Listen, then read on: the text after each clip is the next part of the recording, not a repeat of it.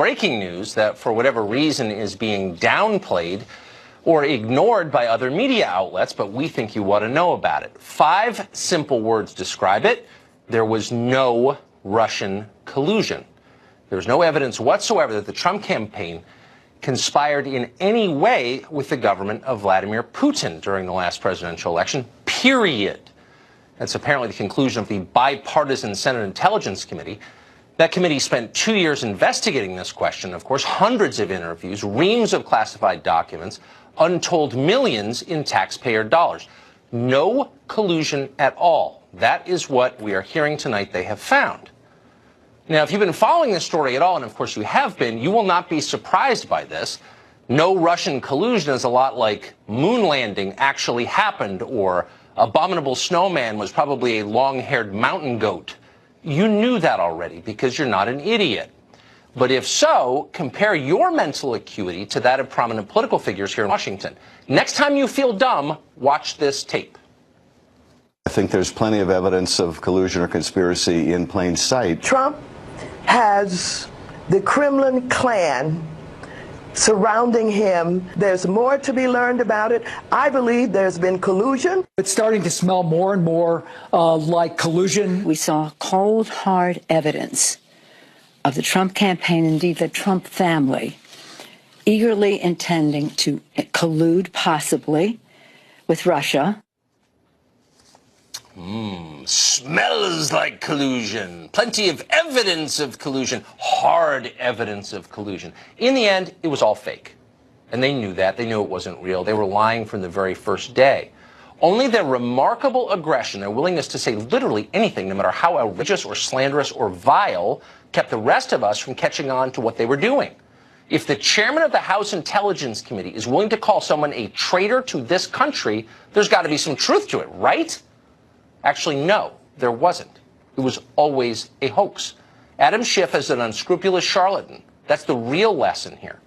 Don't expect people like Schiff to apologize, though, or correct the record, much less repair the lives of the people they have destroyed. Carter Page still can't find a job. Roger Stone is still facing life in prison. Meanwhile, Schiff's PR team on the other channel continues like none of this ever happened. Here's Malcolm Nance of MSNBC explaining that the results of a 2-year Senate investigation mean nothing. People are guilty because we say they're guilty. We must punish them. Let me just say one thing. When Benedict Arnold gave the plans to West Point to Major Andre, and they captured Major Andre, they did not have any real information linking those plans to Benedict Arnold, other than the fact that he was in his presence at one point during that day. But everyone knew it was treason when they caught the man and they hung him. So at some point, there is going to be a bridge of data here that is going to be unassailable. No one had any evidence, but everyone knew it was treason when they caught the man and they hung him. That says it all. Let's repeat that once again slowly so you can write down those words and put them on your fridge as a memento of the terrifying mass hysteria we've all just lived through. Quote, everyone knew it was treason when they caught the man and they hung him. That's our country now. That's what the Russia insanity has done to us. The real government shutdown has lasted for nearly 2.5 years. That's 1% of this country's entire existence. We no longer have meaningful policy debates in Washington. We have investigations instead. Nobody can think clearly. Everybody's afraid. The country's core problems don't even rate as interesting anymore, either to legislators or the TV pundits who comment on legislators. The suicide rate just hit a 50-year high. Did you know that? We're in the middle of the worst drug epidemic in the history of America, including the one after the Civil War and the heroin epidemic of the 70s and the crack epidemic of the 80s. This is way worse. And it's one of the reasons the life expectancy in many parts of the country is dropping. This is starting to look like Boris Yeltsin's Russia. And yet nobody in Washington even notices. All Adam Schiff and the rest of the wild-eyed morons can think about is Vladimir Putin, collusion, our hacked democracy, and all the other mindless slogans they've repeated long enough to half believe. We've spent 2 years perpetuating a fraud, and they are still doing it. What is this? It's negligence on a stunning scale. It has nothing to do with Trump. It has everything to do with running this country, and they're not. Historians will look back on this moment in amazement and in sadness. Who put these crackpots in charge and let them break things? Why didn't any responsible person in the media say anything about it? Why did they collude in the charade? What the hell happened to America? History will judge us for this moment. Adam Schiff's grandkids will be ashamed of what he did. Molly Hemingway is a senior editor at The Federalist, and she joins us tonight. Sorry to get all huffy there. It's just, you have to think that if a story breaks that the chairman of the Senate Intelligence Committee, which has spent 2 years looking into this, says there's no evidence of collusion, that's got to be front page news, and that's got to spur some sort of soul searching on the part of everyone who's been repeating the lie, but no. Right. Every day or every couple of days for 2 years, we've had this Russia collusion conspiracy spread and pushed by compliant people in the media. No matter how small an item was, it was pushed as evidence of some grand conspiracy. Then you have the Senate Intel Committee coming out and saying what the House Intel Committee already said. There's no evidence of collusion. There's no evidence of this thing that sidelined an incoming administration, that completely took the Attorney General out of commission until he was finally let go. That, you had just all of this hysteria, and we're not even going to cover it, or we're not going to mention it after pushing this story for several years. It's one thing for Democrats to push this. It's entirely another for people in the media to be so much going along with it. It's also something where we still aren't dealing with the fact that the intel community completely took in this information operation that was bought and paid for by Hillary Clinton and the Democratic National Committee. And they used this information to spy on a presidential campaign, to punish people for the crime of having not wanted Hillary Clinton elected president, or to put people in prison because they had the wrong political alliances. This is so deeply un-American. We are not supposed to do things this way. No, we're not supposed to accuse people on the basis of no evidence. And by the way, just to be clear, I'm not talking about Trump. I think there's a higher bar for the president. People say all kinds of reckless things about the president.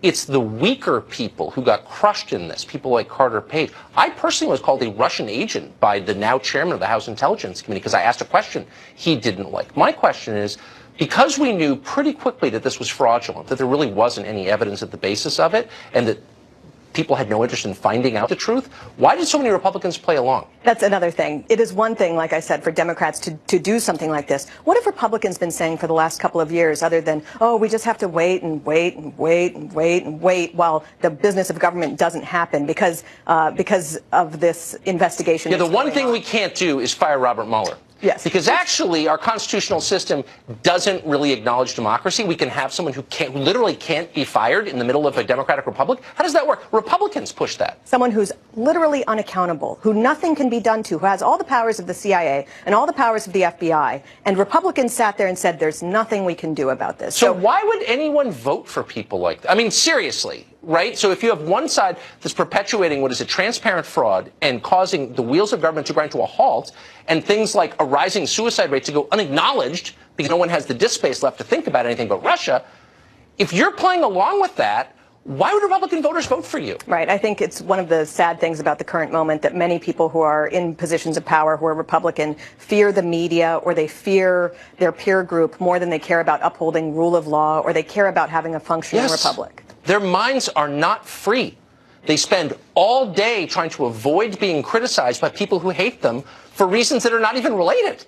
And that's literally, they are ruled by their enemies. Their enemies live in their heads and control all of their behavior. But they have a responsibility to Americans. You they think? Serve in these positions of power because we expect them to have to take their leadership and their role very seriously. It doesn't sound like they take this seriously, and to not have been asking the important questions about this as things just went crazy for year after year, and then to pretend now what everyone's doing is pretending like they didn't do it. They're all trying to pretend like they didn't push this Russia conspiracy theory as it starts to fall apart. I think, yeah, I agree. Thank you, Molly. Great to see you. Julian Epstein is a former chief counsel of the House Judiciary Committee, and he joins us tonight. But Julian, in addition to everything I've just been ranting about, and I try not to rant, I'm not a ranter by temperament, but this, I spent the first 3 months trying to take this seriously, okay? And it's not serious, clearly. But we have just completely changed our relationship as a nation with Russia, declared them an enemy, and moved toward war with them on the basis of a story that's fraudulent.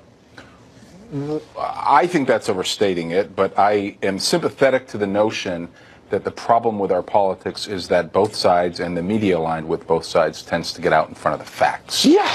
Here. Now, I think collusion is a bad word because collusion is not a legal word. I mean, you and I sitting here, we're colluding for a television show. It doesn't mean anything. The question is conspiracy to violate the criminal laws. There's no question in anybody's mind that the Russians violated criminal laws on election interference, the computer hacks and the illegal foreign expenditures. There's no question that those were criminal violations. The question has always been whether Trump or those around him conspired with the Russians on those two criminal actions. And I've said on this program before, I've said all year, that there's no evidence of that. But then, so this is what's hard for me. So look, there are always going to be fringes. There are in both parties. You pointed out, and I agree with you. So I'm one of the few people. I'm not always jumping on Maxine Waters because I don't think she's a serious person. Actually, she's an outlier. I think the chairman of the House Intel Committee is. I think the Speaker of the House is. Those are serious leaders of the Democratic Party, and both of them, you just saw the tape we played, accused the president and those around him, his family, of collusion, a non-crime. How irresponsible is that? So there's a political Rorschach test that's going on here right now. Both sides see it very differently. And what the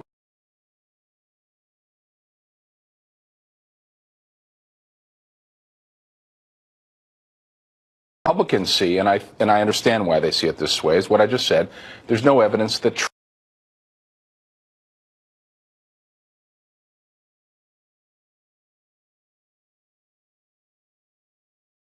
Mexicans did. Where we ought to be, if we want to find common ground, is where we ought to be. And I think the Washington Post had a poll on this today, is that Mueller is, I think, going to do a far more extensive investigation than the House. Okay, but simple question. Let's have that report be public. That's okay. Whatever. Whatever. At this point, no, but it's not whatever. That's the facts. No, but those are the facts. No, this is a prosecutor's allegations. These are not the facts. A prosecutor comes up with a case which is not proven. It is a case, like the kind that I make every night on this show. They're not the facts. It's a position. I'm just wondering if we can have an apology from the Speaker of the House and the Chairman of the House Intel Committee for saying things that were not true and that divided the country and made people afraid and paranoid on the basis of no evidence. Well, you have to ask them how they want to respond to that. I think they would probably tell you that I'm not certain that the Democrats and Republicans are going to agree on the Senate Intelligence Report. I think there will be a dissenting view on the Senate Intelligence Report for starters. But secondly, I think they will also tell you that Mueller will go far beyond what the Senate Intelligence Committee will find in terms of his investigative ability, his subpoena authority, his ability to go overseas. So I think the Mueller report is going to be a more complete report. Last question. And the public, Tucker, wants the report to be public, and we can judge what are facts, what's evidence, what's not. At this point, 2.5 years in, should Roger Stone spend the rest of his life in prison if we find out there was no Russian collusion? What is the point of all this, of sending Roger Stone for the rest of his life to prison, honestly? So I think the question on Stone is not just the question of collusion. I think the question is whether he was honest with prosecutors. Okay. But Tucker, you railed against the Clintons for obstruction of justice repeatedly because they weren't. I certainly did. Because of what you thought they were obfuscating with prosecutors. So you should be consistent here. I supported Ken Starr's independent counsel investigation, and I'm ashamed that I supported that because it was totally wrong. This independent counsel thing is non-democratic. I should never have supported that. Well, at least you're trying to be consistent. Well, I'm trying to be honest. Yeah. Julian, thank you. Okay. Congress may finally have a deal to end the debate over a border wall. What is in it? Is it enough to satisfy the president? One of the members of Congress who's negotiated it joins us after the break. Tucker Carlson is brought to you by Alka-Seltzer Plus Power Max. Past 2 months of arguing about a border wall have not made the country any safer, but they have exposed the real nature of the debate. On the left, the mask is off. Progressives no longer pretend that they want a secure border. Nothing is more American, they tell us, than having no control over who lives in America. Walls are not just expensive, they are evil. Walls are not who we are, they constantly remind us without explaining what that means. Last night, while the president spoke to an event in El Paso, an unemployed, semi-coherent, life-ravaged Beto O'Rourke interrupted his one-man road trip to hold a counter-rally nearby. In between tugs on what may or may not have been a 40-ounce scuba tank of malt liquor, O'Rourke raved that walls are more than just immoral. They're deadly. Walls may look harmless, even charming, but like Ted Bundy, they kill people. Here, in one of the safest cities in the United States of America, not because of walls, but in spite of walls. We know that walls do not save lives. Walls end lives. Beto O'Rourke. Next time your church has a warm coat drive, give one for Beto. Well, walls end lives. That's what he said. They're murderers. You'd think that would be the final word on walls. Once you accuse a wall of being a homicidal maniac, what else is there to say? Can you be worse than a murderer? Turns out you can. Not only do walls kill, the media told us this week, but they are hardened racists as well. Every wall is like a cinder block Bull Connor. Watch the mouth breathers of cable television explain. It's not about some flood of killers and gangsters, the brown menace, as I call what the president is pandering. To blatantly attempt to stir up fear of people of color, of brown people, as my colleague Chris calls it, the brown menace that he's trying to scare you with. The wall is kind of a metaphor for Donald Trump's presidency. The foundation of the wall is hate. It's fear. Yep. And it becomes fear of the other. And then it becomes fear of brown people. And it becomes fear of caravans and fear of invasion. We need an IQ test at cable TV. We can't just give these jobs to anybody. Is there like some kind of lottery for these jobs? Anyway, deadly, bigoted, terrifying. That's what the left says it thinks of border walls. And yet, amazingly, as of tonight, Democrats in Congress have agreed to pay for one, sort of, a version of one, really. Congressional negotiators say they are willing to give the president $1.3 billion for a border barrier. That's a quarter of what he asked for. It's slightly less than Democrats offered back in December before the government shutdown. The money could only be used on existing fence concepts along about 50 miles of border. That's not much, admittedly. But given the rhetoric, it's more than you might have expected. What's not in the deal so far? Well, there's no universal E-Verify. That would prevent employers from hiring illegal immigrant labor. There's nothing to deter sanctuary cities or otherwise enhance enforcement of our immigration laws. On the other hand, there's also no amnesty for DACA recipients or anyone else. Democrats are trying to restrict funding for ICE detention beds, but ICE will still exist if this deal is signed. The president said he's disappointed in the terms, but at this point he seems unlikely to veto it. This is not the end of the debate over border security, as long as the Democratic Party says it believes that locking your door at night is an expression of hate and fear. This will continue.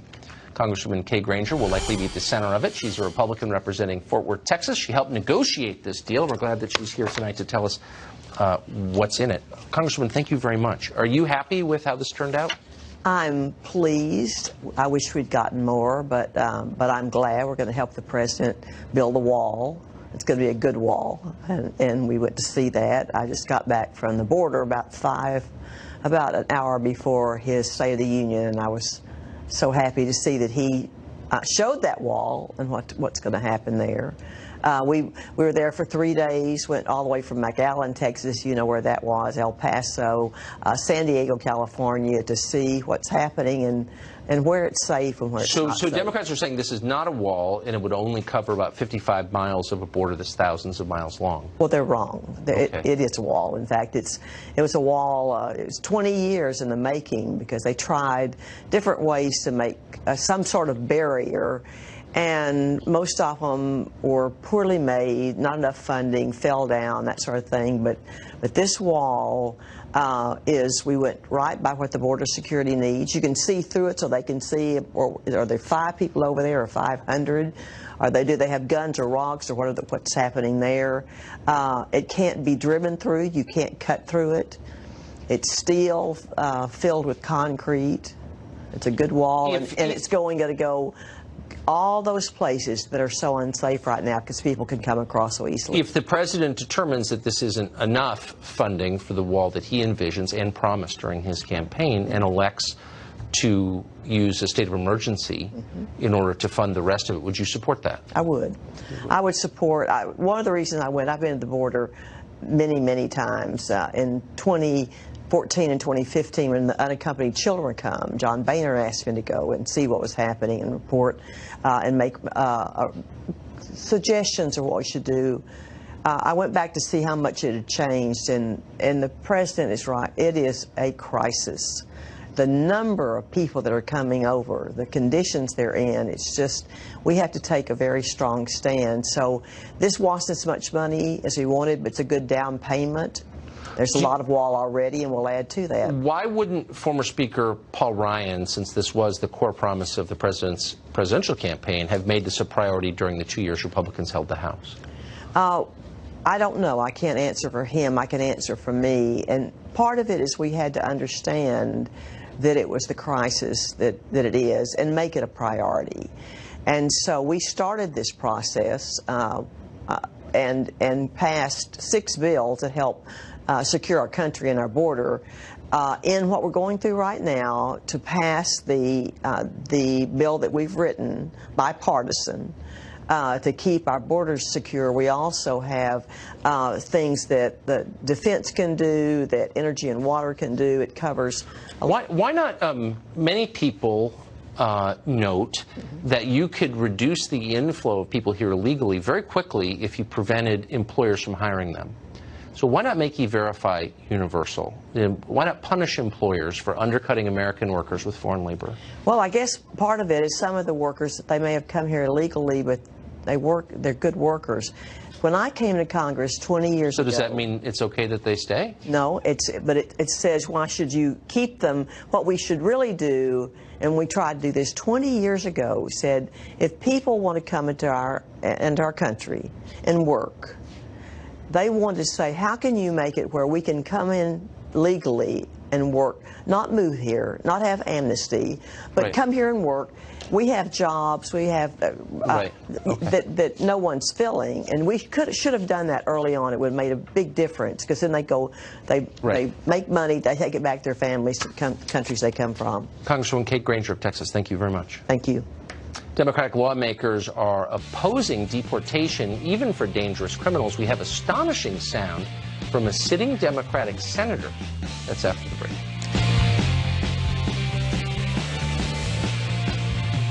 My teeth have always been a very sore spot. We used to tell you that no illegal immigrant was actually illegal because no people are illegal. People can't be illegal. None of them are criminals. Well, it turns out, actually, there are some criminals. So there's a new approach. Criminals who do cross the border illegally, it's real, but we shouldn't punish them once they commit crimes here, because that would be immoral. Senator Bob Menendez of New Jersey just said that basically out loud. He lamented that the Trump administration wants to treat alien drunk drivers like they've done something wrong. The president's zero tolerance policy that has turned everyone, regardless of their record, into a criminal. For example, if you cross the border undocumented, he has now made you a criminal. If a person has a driving while under the influence violation, he is now making that, saying that that's a criminal. Coming from a guy who just somehow beat an indictment. I'd love to know how that happened. Yeah, you try a DUI arrest and see if you keep your job, but then you're not an illegal alien, so you're out of luck, looks like. Meanwhile, Menendez's colleague and 2020 hopeful Cory Booker says that meat eating is bad. It's like, you can't make this up. They're trying to get Trump elected. And then went on to say that veganism basically should be compulsory. It's necessary to protect the environment. It's unbelievable. Lisa Booth is a senior fellow at Independent Women's Voice, and she joins us tonight. Lisa, hi, Tucker. I mean, it looked just 2 months ago, Republicans, let's not lie about it, got creamed in the midterm elections. Democrats were ascendant, and then they started talking, and from what I could tell, Trump's numbers just kept going up. I mean, am I missing this? That's what happened, right? I mean, I don't know if they're in cahoots with the president, because it seems like Democrats are doing everything they can to try to help President Trump get reelected. But look, listen to what Senator Bob Menendez said. I guess now he's saying that President Trump is trying to turn crossing the border illegally into a crime. Last time I checked, that was a crime. He's also saying that if an illegal immigrant gets a DUI, President Trump is trying to turn that into a crime. Last time I checked, getting a DUI, rather as an American or an illegal immigrant, is also a crime. So I guess the Democrat orthodoxy now is if you get into the country illegally, as long as you don't commit a violent offense, it's fine. I'm not really sure that's... I'm sorry? But they're not extending these courtesies to American citizens. Right. So you misspeak in front of a congressional committee and they send 25 armed marshals to your house with automatic weapons and you face life in prison. I mean, why are they only liberalizing law enforcement for people from other countries? Well, I think that's a good question for voters to ask Democrats, right? And I would also remind Senator Bob Menendez that the illegal immigrant that killed the legal immigrant, Ronald Singh, Corporal Ronald Singh, had 2 prior DUI arrests and had to come into this country illegally, obviously, which obviously not everybody that gets a DUI arrest is going to go on and commit some sort of heinous act. But point being is that he had illegal activity in his past and prior offenses here. And Tucker, this whole conversation with Senator Bob Menendez this, and Wolf, comes down to the debate that recently happened over detention beds, and Democrats wanting to cap the number of ICE detention beds. I know. And you've got people like the Deputy ICE Director, Matt Albence, saying, look, this is not a good idea, because if we're capping the number they don't of... care. Right, they don't care. Unfortunately, Elizabeth, we're being told we're out of time, and we didn't even get to Cory Booker and his groovy veganism, but you're going to have to come back. All right, lots to talk about. Man. Great to see you. Thanks, Tucker. In her brief time in the political limelight, Congresswoman Alexandria Ocasio-Cortez has said a lot of interesting stuff. Here's one thing she said. An agency like ICE, which repeatedly and systematically violates human rights, does not deserve a dime. That's right. The world is going to end in 12 years if we don't address climate change. This is the war. This is our World War II. I think that there's a lot of people more concerned about being precisely, factually, and semantically correct than about being morally right. So not only dumb and totally ignorant of everything, but utterly self-assured. If there were a clinical exam for self-esteem, she'd be in the 100th percentile. How do people get like that? Is it our education system? Is it high schools? Is it colleges? We wanted to talk to someone on the front lines of this who might know the answer. Nicholas Giordano is a professor of political science at Suffolk Community College, and he joins us tonight. Professor, thanks very much for coming on. Hi, Tom. So there's a certain recognizable syndrome here where the people who know the least are the most self-confident. Where does that come from?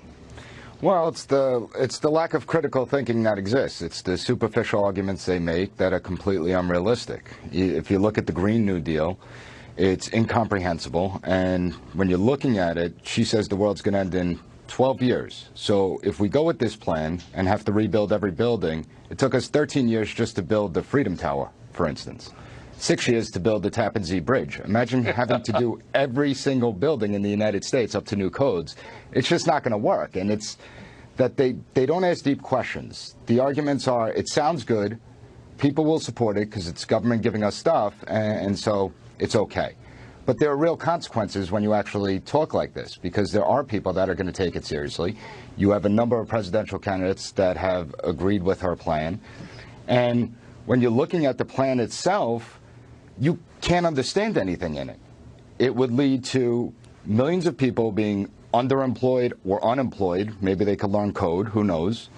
It would lead to unconstitutional state violations because state and local governments are in charge of building codes. And so my question to her would be, has she read the Constitution, knows about the 10th Amendment and state rights? No, but you heard, but I think it's a fundamental misunderstanding. You heard her say what matters is that she's a really good person and you're not. And so I'm thinking, as I'm watching this, remember that whole fad where we're supposed to give our kids self-esteem and that was the panacea? Did we create people like this when we did that? Well, we did. Two things. The motto of the customer is always right created an entitlement culture, and then our children are precious also created the entitlement culture where everyone gets the trophy. When you're looking at it and you're trying to challenge the minds of the youth, they try and push back because they don't want to critically analyze the information to see if it really works. Page 10 of her New Deal talks about creating public ownership and receiving a percentage of compensation for the public ownership. Well, that's socialism. That's the very definition of socialism, and nobody's called her out on it in a sense. And it didn't work out so well for Venezuela. So is it really going to work out well for us? No, not, I mean, I don't know. It's been great for, I guess, weight loss in Venezuela. They're starving. They are, eating zoo animals. No, and that's part of the problem. There's no critical thinking. And not only do you have that part, you have even more concerning, it talks about persons of the United States. It doesn't say U.S. citizens or U.S. persons, which is a definition for citizen and legal residents. No, you're right. So that raises the question. Anyone who shows up gets to take your stuff. I mean, you can see where this is going. Professor, we're out of time, unfortunately. I commend you for having the patience to try and train a more impressive next generation of critical thinkers. Thank you for that. No problem. Enjoy the night. We have more on what's going on in the Commonwealth of Virginia, which has completely melted down. As you know, politically top 3 Democrats all embroiled in scandals of their own making. Fox has now obtained Facebook posts from a second accuser against the lieutenant governor, Justin Fairfax. And we'll have those details after the break. Well, the top 3 elected Democrats in Virginia are still surrounded by scandal. Lieutenant Governor Justin Fairfax is refusing to step down in the face of multiple sexual assault allegations. Now, newly revealed Facebook messages obtained by Fox News show that his accuser, Meredith Watson, told friends about the alleged assault as early as March of 2017 and considered whether or not to come forward during the election of that year. In those same messages, Watson said she had not reported the attack back in 2000 when both were at Duke because she said the university mishandled a previous rape allegation that she had made. Tammy Bruce is a radio host, president of Independent Women's Voice, and joins us tonight to help assess the state of play in Virginia tonight. Tammy, thanks very much for coming on. What do you make of this, where we are now? You know, it's kind of a sign of what the Democrats have brought, not just to Virginia, but to the country. You have a black man who is not getting due process, even though, for me, the accusers seem very credible. I'm not the arbiter of due process and of guilt and innocence. And yet, he is, for the South, it should be a sensitive issue. The hounding of a black man because of accusations, out of his job. He's been put on leave for the law firm that he works with, and he's part-time as lieutenant governor, making, I think, about $36,000 a year. So who knows how long that will be a tenable situation for him. And then you have 2 women who have, grown up in a supposed feminist environment, the Democrats controlling to some degree our social framework, who haven't felt comfortable still being able to report being assaulted. Now, women don't report for a variety of reasons because this is a complicated issue.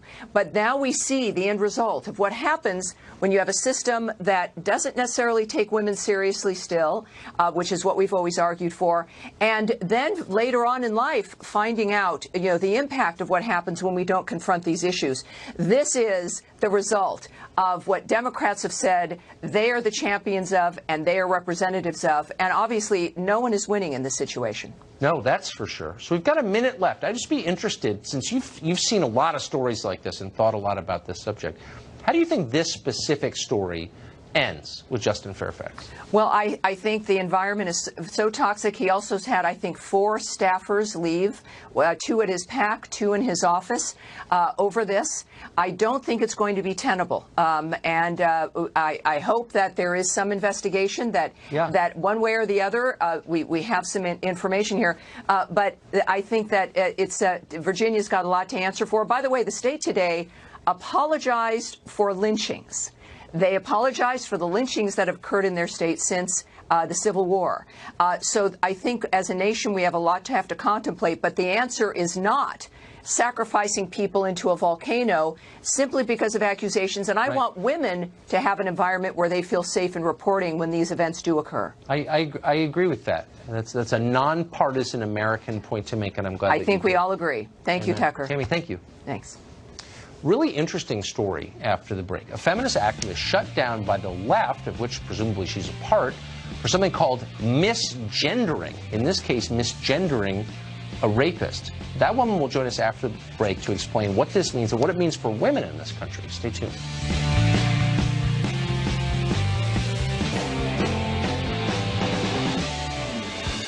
An activist in Baltimore says she was kicked off the city's Gay Rights Commission for using the wrong pronoun to describe a rapist. Trace Gallagher has more on this story, which we should clarify is real. Trace? Yeah, hi, Tucker. Julia Beck was offered the chance to join Baltimore Mayor Catherine Pugh's LGBTQ commission. Beck thought it was a prime opportunity for her to voice the concerns of the underrepresented. But as the only lesbian on the commission, Beck claims she immediately felt excluded. She even wrote an article titled "How I Became the Most Hated Lesbian in Baltimore." Beck writes that she committed the unforgivable, saying she believes that even if a male identifies as a female, he's still a male. And she cited the case of convicted rapist Karen White, who is legally a man, admitted to raping several women, and was then sent to a women's prison in the UK, where he proceeded to rape 2 other female inmates. And after all that, it remains unclear if Karen White, who was David Thompson, is actually in the process of transitioning to a woman. But according to Julia Beck, questioning White's gender was the final straw, and she was kicked off the commission, writing, quote, "After a months-long witch hunt, I was found guilty of violence. My crime? Using